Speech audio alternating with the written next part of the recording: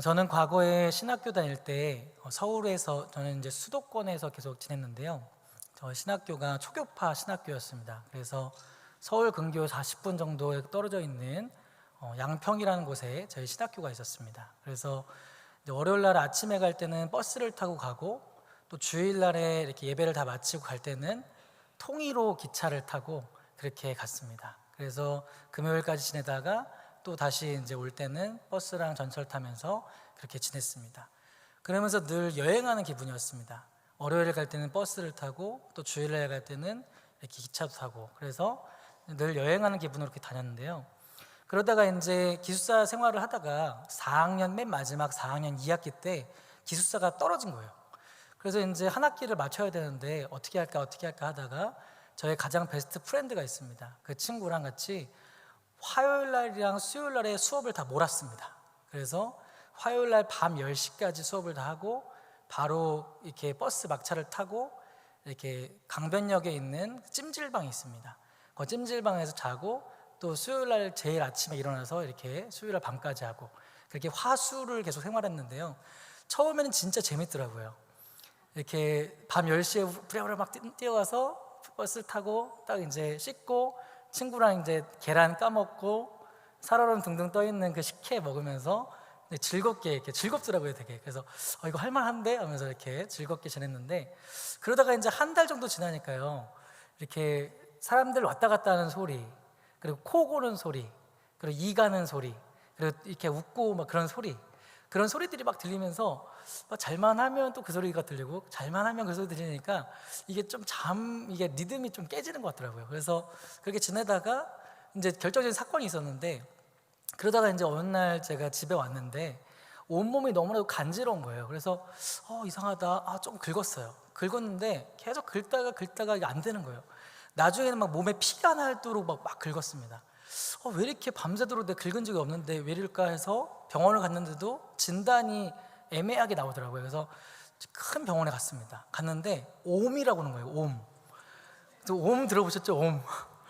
제가 옴에 걸린 거예요. 그래서 그 린단 로션이라는 그 로션이 있더라고요. 그래서 그거를 온몸에 척척하게 다 바르고, 그리고 저의 피부에 닿았던 모든 것을 다 끄집어내서 옷이며 침구류며 뭐 이런 것들을 다 일광보조를 시키고 소독을 시키고, 그렇게 모든 것을 다 하고, 저만 그런 게 아니라 저의 피부에 닿으면 안 되기 때문에 저희 어머니, 아버지, 누나까지 다 이렇게 괜히 저 때문에 그래서 다 옷을 다 끄집어내서 소독시키고 일광보조시키고, 그래서 그렇게 했던 적이 있었습니다. 그래서 일주일 동안 그렇게 격리 생활을 했었는데, 코로나 때 제가 격리를 해봤거든요. 근데 이거 이렇게 좀 익숙한 거예요. 생각해 보니까 그때 일주일 동안 격리했던 그 생각이 떠오르면서 이렇게 떠오르더라고요.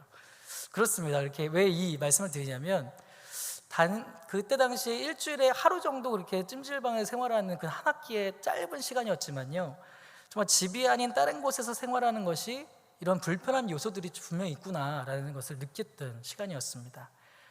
잠깐 일주일에 한 번 그렇게 지내는 것도 불편한 부분이 많이 있는데요.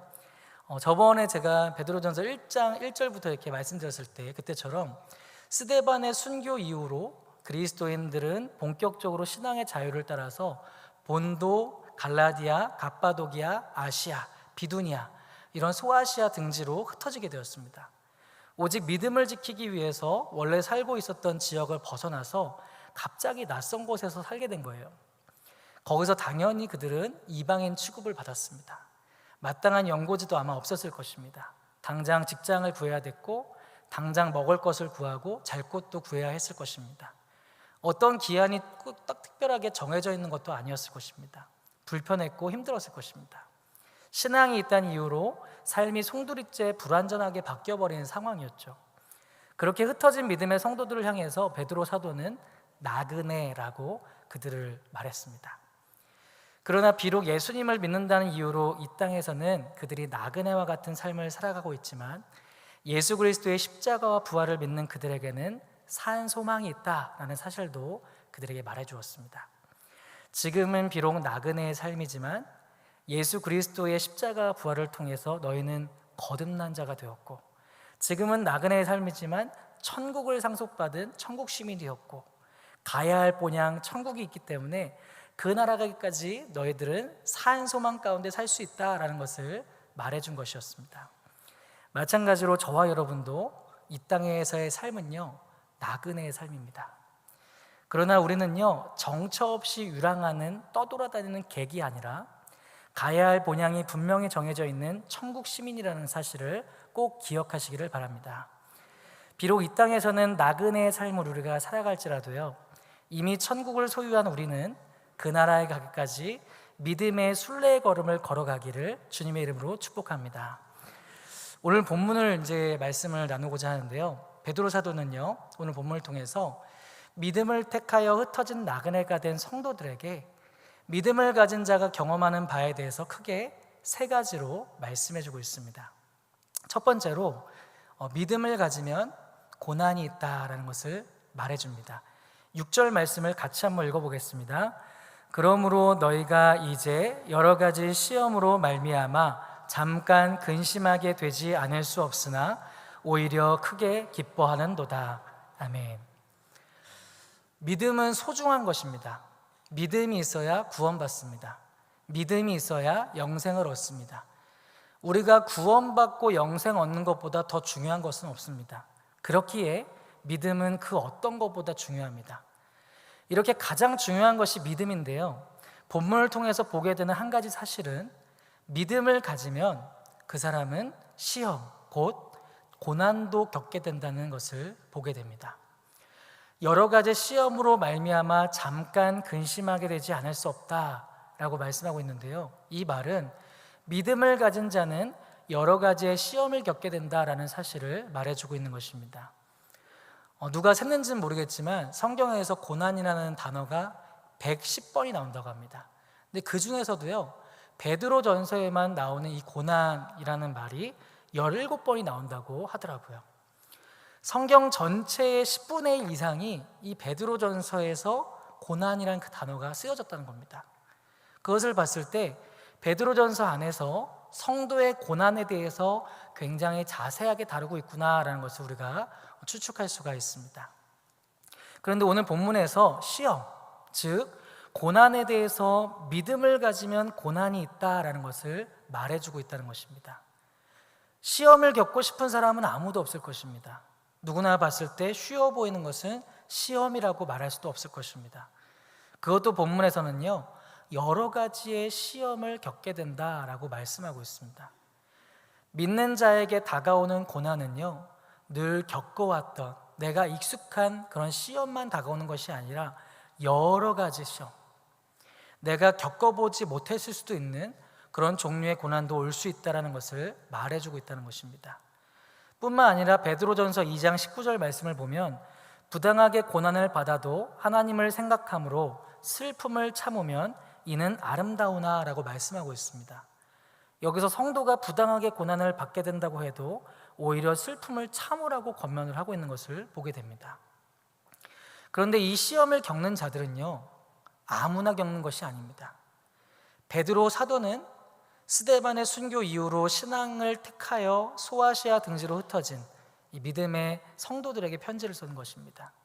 그들은 모두 믿음을 선택했기 때문에 흩어져야 했고요, 믿음으로 살다가 그로 인해 여러 가지 시험, 고난을 만나게 된 것이었습니다.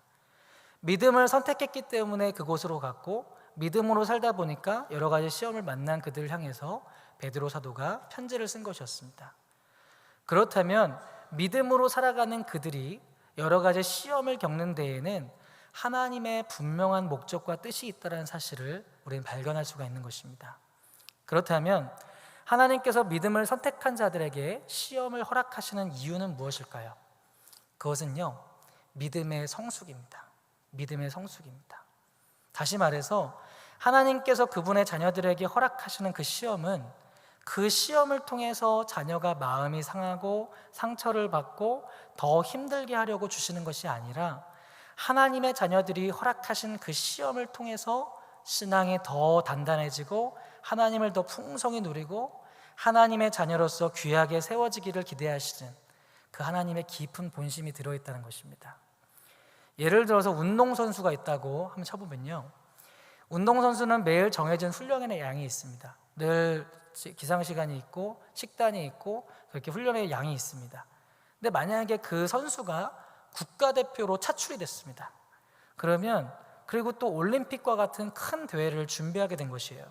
그러면 아마도 평소에 했던 훈련보다 더 세밀한 식단, 그리고 코치가 대회의 성격에 맞는 여러 가지 훈련 코스를 짜고 일어나는 시간도 자는 시간도 아마 훈련 코스에 들어가 있을지 모르겠습니다. 아마도 평소보다 더 많은 시간들을 훈련해야 될 수도 있습니다. 평소보다 더 힘든 과정들이 놓여 있지만 아마도 국가대표로 선출된 그 본인은 대회를 준비하면서 코치가 짜준 훈련들을 묵묵히 소화하려고 할 것입니다. 지금은 비록 그 시간이 본인에게 매우 힘들겠지만 그 훈련의 코스들은 자신에게 더 나은 선수로 나아가기 위해서 만들어진 코스다라고 인식하게 될 것입니다. 그렇다면 오히려 그 시간을 자신을 성장시킬 수 있는 시간으로도 삼을 수 있다는 것이죠. 물론 이론과 현실은 분명히 다르겠죠. 우리가 믿음을 선택함으로 인해서 원치 않는 고난을 겪게 될 때가 분명히 있습니다. 그 속에서 우리가 주님의 이름을 간절히 찾고 부르짖고 하나님의 이름을 계속 찾지만요, 고통은 고통인 것이죠. 고난은 고난인 것입니다. 고난이 당장 아예 없어지지는 않습니다. 우리가 하나님께서 허락하시는 그 시험을 만났을 때에 이 시험이 나를 성장시킬 거야, 하나님께서 내게 주신 특별 코스야 라고 생각은 하고 있지만 당장 그 시험으로 인해 힘든 것은 사실입니다. 그런데 이어서 베드로 사도는요, 어떤 비유를 드냐면요, 금을 얻기 위해서 불로 연단하는 비유를 설명하고 있습니다. 7절 말씀을 제가 한번 읽어보겠습니다. 너희 믿음의 확실함은 불로 연단하여도 없어질 금보다 더 귀하여 예수 그리스도께서 나타나실 때에 칭찬과 영광과 존귀를 얻게 할 것이니라. 아멘. 금광석 1톤을 가져와서 불에 넣으면요, 처음에는 납 같은 것들이 빠져나간다고 합니다. 조금 더 이렇게 더 끓이면요, 그 다음에 주석이 빠져나가고 또 아연이 빠져나가고 철 같은 것들이 이렇게 빠져나간다고 합니다. 그런데 이 정도 해서 금을 얻을 수는 없다고 합니다. 더 몇 시간을 높은 온도에서 가열을 해야 비로소 금광석 1톤에서 금이 추출이 되는데, 얼마나 추출되는지 아세요 혹시? 1톤에서 금이 5g입니다. 5g. 5g이 나온다고 합니다. 그렇습니다. 금을 얻기 위해서는 반드시 높은 온도에서 불로 연단했을 과정이 꼭 필요하다는 것이죠. 성도가 믿음의 성숙을 위해서는요, 때로는 불로 연단하여서 금을 얻는 것만 같은 그러한 연단의 과정이 필요하다고 베드로 사도가 예를 들고 있는 것입니다. 우리가 잘 알고 있는 사도 바울은요, 예수 그리스도를 전하다가 수많은 고난을 당했습니다. 성경을 보면 사도 바울은 예수님을 전하고 복음으로 인해서 당하는 수많은 어려움 속에서도요, 예수님을 원망하지 않습니다. 오히려 그런 힘든 시간을 겪으면서 바울은 더 많이, 더 자주 예수 그리스도 안에 거했습니다. 약해지면 약해질수록 능력의 예수 그리스도를 더 많이 붙잡고 더 많이 의지했습니다. 결국 바울은 고난을 겪으면서 그가 약한 그때에 하나님의 은혜를 많이 체험할 수 있다는 것을 겪게 됩니다. 고린도후서 12장 10절 말씀을 제가 읽어보겠습니다. 그러므로 내가 그리스도를 위하여 약한 것들과 능욕과 궁핍과 박해와 곤고를 기뻐하노니 이는 내가 약한 그때에 강함이라 라고 말씀하고 있습니다. 여러 가지 시험이 다가왔을 때 바울이 잘했던 것은요, 절대로 예수 그리스도를 놓지 않았다는 겁니다. 감옥에 들어갔을 때도 있었잖아요. 찬송과 기도로 나아갔습니다. 배가 난파를 당했을 때도 있고 동족의 위험, 또 그 모든 시험들이 바울에게 늘 많이 다가왔잖아요. 그런데 바울의 그 중심을 송두리째 앗아갈 수는 없었다는 것입니다. 바울은 만나는 모든 위기와 연속된 모든 여러 가지 시험들 가운데서도요, 더 예수님 안에 거하고 더 예수님을 붙들었습니다. 바울이 예수님을 따름으로 인해서 일생을 고난과 위협과 핍박 가운데 살았지만요, 바울은 오히려 더 많이 약해지는 것을 원했습니다. 예수 그리스도를 믿고 복음을 전파하는 삶으로 인해서 다가오는 수많은 그 고난도요, 그 고난의 크기와는 비교할 수 조차 없는 가장 가치 있고 가장 귀한 예수 그리스도, 그 안에 거할 때 비로소 온전해지고 자기가 강화할 수 있다는 것을 늘 경험했기 때문이었습니다.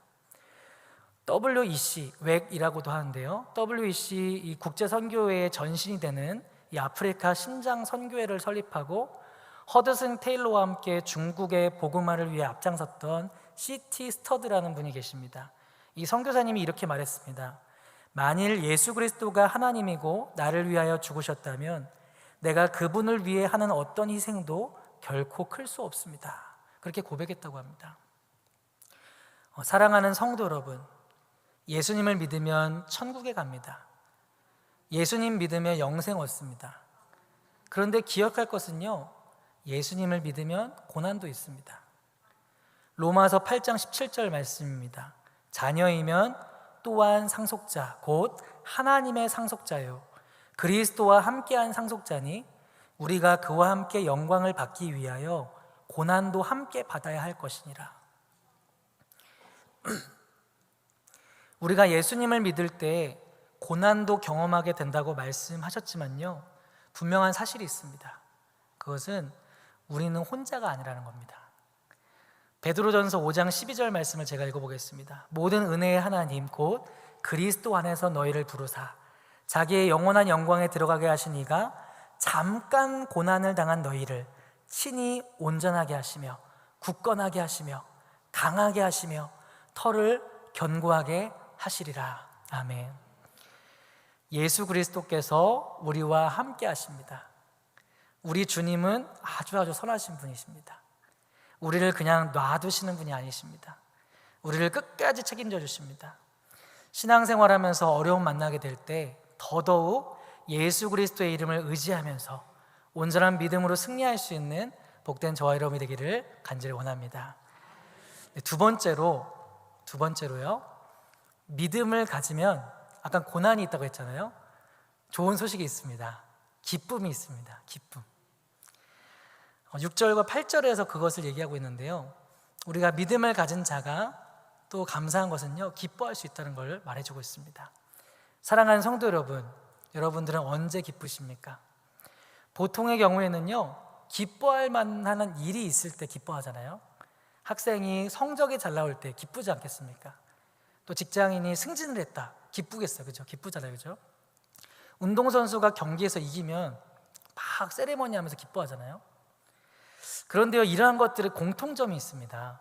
지금 제가 예로 들었던 것에 공통점이 있는데요, 그것은 내가 어떤 것을 이루어내고 내가 어떤 만족을 누리는 것에 대한 기쁨이라는 것이죠. 다시 말해서 내가 느끼기에 별로 만족이 없고 내가 원하지 않는 것을 경험할 때는 기쁨을 누릴 수 없다는 겁니다. 왜냐하면 그 기쁨의 주체가 나이기 때문에 그렇습니다. 이러한 기쁨은요, 오래가지 못합니다. 이런 기쁨은 세상에서 누릴 수 있는 것이고 세상의 모든 것들은 앞에서 우리가 살펴봤듯이 결국 썩어지고 닳아서 없어지고 변질되는 것들이기 때문입니다. 거기에서 우리는 영원한 기쁨을 발견할 수가 없습니다. 6절과 8절에서 말하는 기쁨은요, 다행히도요, 내가 어떤 것을 해서 내가 어떤 것을 이루어내서 기쁨을 누리는 것이 아닙니다. 6절 말씀을 제가 한번 읽어보겠습니다. 그러므로 너희가 이제 여러 가지 시험으로 말미암아 잠깐 근심하게 되지 않을 수 없으나 오히려 크게 기뻐하는도다 라고 말씀하고 있습니다. 이 말씀을 보면 우리에게 다가온 여러 가지 시험들이 없어지고 사라지고 해결되어서 기뻐하는 것이 아니다라는 사실을 발견하게 됩니다. 분명히 6절에서 여러 가지 시험으로 말미암아 근심하게 되지 않을 수 없다, 즉 우리에게 다가오는 이 시험이 아예 사라지고 시험의 규모가 작아지지 않고 시험은 계속 남아있지만 그 다음에 이어지는 말씀을 보면 어떻게 말씀하고 있습니까? 오히려 크게 기뻐한다 라고 말씀한다는 것입니다. 만약에 시험이 줄어들어서 기뻐한다면요, 예를 들어서 학생에게 선생님이 시험 범위를 내줍니다. 너 1쪽부터 150쪽까지 시험 범위야 라고 했는데 그 다음날 말을 바꿨어요. 아니다, 1쪽부터 50쪽까지 시험 범위야. 그럼 어떻게 될까요? 기뻐하겠죠. 아싸 하면서 조금만 공부해야 된다 이렇게 하면서 기뻐하겠죠, 그죠? 근데 그 다음 날에는 또 이제 더 확장돼서 너네들 1학기 시험 없어졌어. 1학기 시험 없어지고 2학기로 넘어갔어. 라고 하면 아싸 하면서 막 이렇게 더 좋아하겠죠, 그죠? 그런데요, 본문을 통해서 보게 되는 분명한 것은요, 아까 말씀드렸다시피 시험은 분명히 온다는 것입니다. 그리고 잠깐 시간 동안이라도 근심할 정도의 사이즈는 우리에게 온다는 것입니다. 그러나 6절 문장의 마지막은 오히려 크게 기뻐하는도다 라고 말씀하고 있다는 것입니다. 시험이 줄지 않았는데, 시험이 없어진 것도 아닌데 크게 기뻐한다는 것은요, 우리가 진정으로 기뻐하는 그 주체는 시험의 크기와 횟수에서 결정나지 않는다는 것을 말하는 것입니다. 그렇다면 성경에서 말하는 크게 기뻐할 수 있는 것의 근거는 뭘까요? 3절에서 나오는데요, 우리 3절 말씀을 같이 한번 읽어보겠습니다. 우리 주 예수 그리스도의 아버지 하나님을 찬송하리로다. 그의 많으신 긍휼대로 예수 그리스도를 죽은 자 가운데서 부활하게 하심으로 말미암아 우리를 거듭나게 하사 산 소망이 있게 하시며. 아멘. 우리가 기뻐할 수 있는 근거는요, 우리 안에서 나오는 것이 아닙니다. 그것은 바로 예수님의 십자가와 부활입니다. 예수님은 십자가와 부활로 영원한 구원의 근거를 마련하셨습니다. 우리가 영원히 기쁠 수 있는 결정적인 근거를 마련하셨습니다. 이것은 영원히 소멸되지 않고 우리 모두에게 산 소망이 되었습니다. 썩지 아니할 것을 유업으로 받을 수 있게 되었습니다. 이 땅에서는 비록 육신을 가지고 나그네로 살아가면서 믿음으로 살아갈 때 여러 가지의 시험을 만날 수 있겠지만요, 하지만 예수 그리스도께서 저와 여러분을 대신해서 대신 죽으시고 대신 부활하셔서 부활의 첫 열매가 되어주셨습니다. 우리가 이것은 할 수 있는 일이 아니었습니다. 그런데 예수님께서 대신 이 일을 해주셨습니다. 히브리서 12장 2절 말씀을 제가 읽어보겠습니다. 믿음의 주요 또 온전하게 하시는 이인 예수를 바라보자. 그는 그 앞에 있는 기쁨을 위하여 십자가를 참으사 부끄러움을 개의치 아니하시더니 하나님 보좌 우편에 앉으셨느니라. 아멘. 예수님은 그 앞에 있는 기쁨을 위하여 십자가를 참으셨다라고 말씀하셨습니다. 예수님께서 저와 여러분에게 주신 이 기쁨은요, 온전한 기쁨입니다. 영원히 썩지 않고 소멸되지 않고 변질되지 않는 그 기쁨의 효력이 조금이라도 약화되지 않는 기쁨입니다. 사랑하는 성도 여러분, 이 땅에서 살아가는 동안에요, 우리는 유한한 시간 속에 살아가고 있고 유한한 공간 속에서, 그리고 불완전한 나그네의 삶을 경험하면서 살아갑니다. 시시각각 변화하는 세상을 살아가고 있지만요, 그럴 때마다 예수님께 늘 피하시기 바랍니다. 그럴 때마다 예수님만 붙드시기 바랍니다. 성도의 매력은요, 이 땅에 있지 않습니다. 이 땅은 나그네의 삶일 뿐입니다. 여러 가지 시험도 다가옵니다. 하지만 기억할 것은 우리가 만나는 이 어떤 모양의 시험이라도 그 시험을 겪는 기간은요, 영원의 관점에서 봤을 때 아주 잠깐이라는 사실입니다. 또 우리에게 다가온 시험이 아예 사라지지는 않을지라도 그 앞에 있는 기쁨을 위해서 십자가의 모진 고통도 참아주신 예수 그리스도의 희생과 그 사랑이 있다면요, 우리는 크게 기뻐할 수 있는 줄로 믿으시기 바랍니다. 고난 속에서도 주님 주시는 구원의 감격으로 인해서 기쁨으로 살아가는 우리 모두가 되기를 주님의 이름으로 축복합니다. 마지막 한 가지를 나누고 말씀을 맺도록 하겠습니다. 세 번째로요, 믿음을 가지면 구원이 있다라는 사실입니다. 9절 말씀을 같이 한번 읽어보겠습니다. 믿음의 결국 곧 영혼의 구원을 받음이라. 아멘. 사실 이 세상의 모든 사람들은 각자 믿음을 가지고 살아갑니다. 버스를 탔는데 이 버스가 사고가 나지 않을 거라는 믿음이 있을 때 버스를 탈 수 있습니다. 아파트를 5층으로 올라가야 되는데 내가 탄 엘리베이터가 떨어지지 않는다라는 그 믿음이 있으면 엘리베이터를 탈 수 있는 것이죠.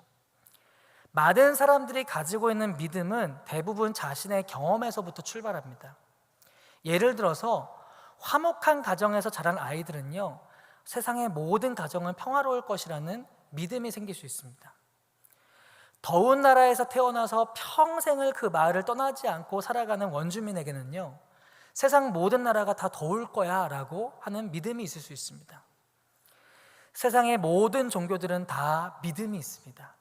나름대로의 믿음의 방식과 믿음의 대상이 다 있습니다. 인도 가면 지나가는 쥐한테도 이렇게 숭배하고 이런다고 하더라고요.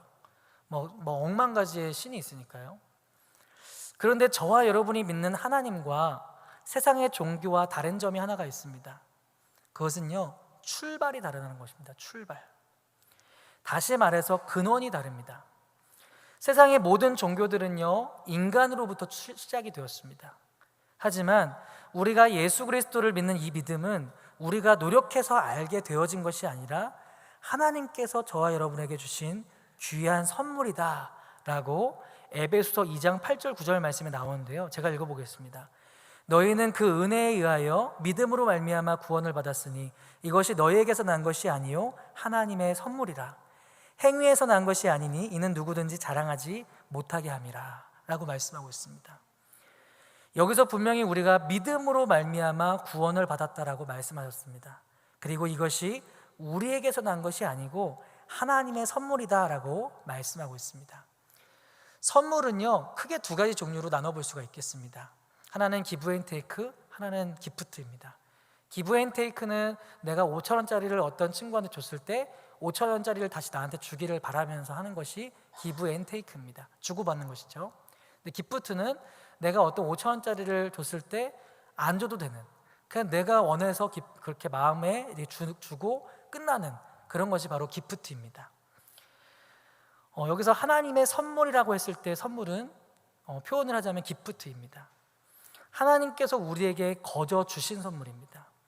우리가 어떤 행위를 해서 우리가 받을 만해서 우리의 노력의 대가로 우리에게 주어진 것이 아니라 그저 하나님의 은혜로 우리에게 선물하신 것이 바로 이 믿음이고, 이 믿음으로 말미암아 우리가 구원을 받게 된 것입니다. 믿음이라는 것은 세상에도 많이 있습니다. 거래처에서 거래를 할 때도 회사와 회사 간의 일종의 서로에 대해서 믿음이 있어야 거래를 할 수가 있습니다. 병원에서 진료를 받아도 의사 선생님이 나의 상태를 진료해 주시고 약을 처방해 주면 3일간 드세요 하면 3일간 아침, 점심, 저녁 식사하고 딱 먹게 되지 않습니까? 의사 선생님을 믿고 그렇게 하는 것이지 않겠습니까? 그렇습니다. 그런데요, 이 시대는요, 포스트 모더니즘 시대입니다. 너의 말도 맞고 내 말도 맞다는 겁니다. 산을 올라가는데 동쪽에서 올라가든지 서쪽에서 올라가든지 정상만 올라가면 되지 않느냐는 것입니다. 어떤 기준이 없습니다. 그래서 이 세상에서는요, 믿는 도끼에 발등 찍힌다는 말이 존재합니다. 이 말을 보면 이 세상에서는 믿음이 아닌 불신도 있다라는 것을 보여줍니다. 세상에서 온 믿음은요, 환경에 따라서 달라질 수 있고 상황에 따라서도 달라질 수가 있습니다. 세상에선 믿음의 종류가 많이 있습니다. 그러한 믿음이 아무리 많다고 해도요, 한 가지 분명한 것은 세상에서부터는 구원을 얻을 수 있는 방법이 없다는 것입니다. 그런데 요한복음 14장 6절 말씀을 보면 예수께서 이르시되 내가 곧 길이요 진리요 생명이니 나로 말미암지 않고는 아버지께로 올 자가 없느니라 라고 말씀하셨습니다. 내가 바로 그 유일한 그 길이다, 그 진리다, 그 생명이다 라고 예수님께서 말씀하셨다는 것입니다. 구원에 이르게 하는 믿음, 이 믿음은 오직 예수 그리스도 한 분밖에 없다는 사실을 꼭 믿으시길 바랍니다. 오늘 본문 말씀을 묵상하면서 예수님을 믿으면 그 믿음의 결국은 구원을 받는다, 이 말씀을 계속 되뇌어 봤습니다. 예수님을 믿으면 그 믿음의 결국은 구원을 받는다. 근데 이것이요, 의심 없이 이 믿음이라는 것이 굉장히 많이 존재하는 이 세상 속에서 그냥 이 구절 말씀이 그냥 아무 의심 없이 믿어지고 있는다는 것을 생각할 때 이게 은혜가 아닐까라는 생각이 들어지는 것입니다. 적그리스도와 이단이 난무하는 세상 속에서 우리가 좋은 교회를 만나고 좋은 성도로 살아갈 수 있다는 것, 수많은 믿음의 대상이 많은 세상에서 오직 나의 왕 되신 분은 예수님 한 분밖에 없습니다 라고 내가 고백할 수 있다는 것, 이것이 은혜 중에 은혜라는 사실을 꼭 기억하시기 바랍니다. 이제 말씀을 맺도록 하겠습니다. 오늘 본문을 통해서 우리는 믿음이 있는 사람은 고난이 있다는 사실을 봤습니다. 믿음이 있는 사람은 기쁨도 있다는 사실을 봤습니다. 그리고 우리에게 믿음이 있으면 구원을 받게 된다는 것을 그대로 받아들일 수 있는 것 자체가 우리는 하나님의 은혜를 입은 자들이라는 것도 보았습니다. 우리가 믿음을 소유하며 살아갈 때에요, 그 믿음으로 인해서 고난이 아예 없어지지도 않습니다. 하지만 그 고난을 통과하는 과정에서 경험되어지는 그 기쁨은요, 최소한 우리가 경험하는 고난보다는 클 것입니다. 예수님은 우리에게 영원한 산 소망, 영원한 구원의 기쁨을 주시기 위해서 십자가의 고통을 참아주셨습니다. 우리의 기쁨은 예수 그리스도의 십자가와 부활로 말미암아 주어졌습니다. 우리의 기쁨을 위해 예수 그리스도께서 우리 대신 죄의 값을 치러주셨습니다. 그 사랑을 경험한 우리 모두가 구원받은 자의 삶을 기쁘게 살아낼 수 있도록 인도함 받게 해달라고 기도하면서 그 기쁨으로 나아갈 수 있는 복된 저와 여러분이 되기를 주님의 이름으로 축복합니다.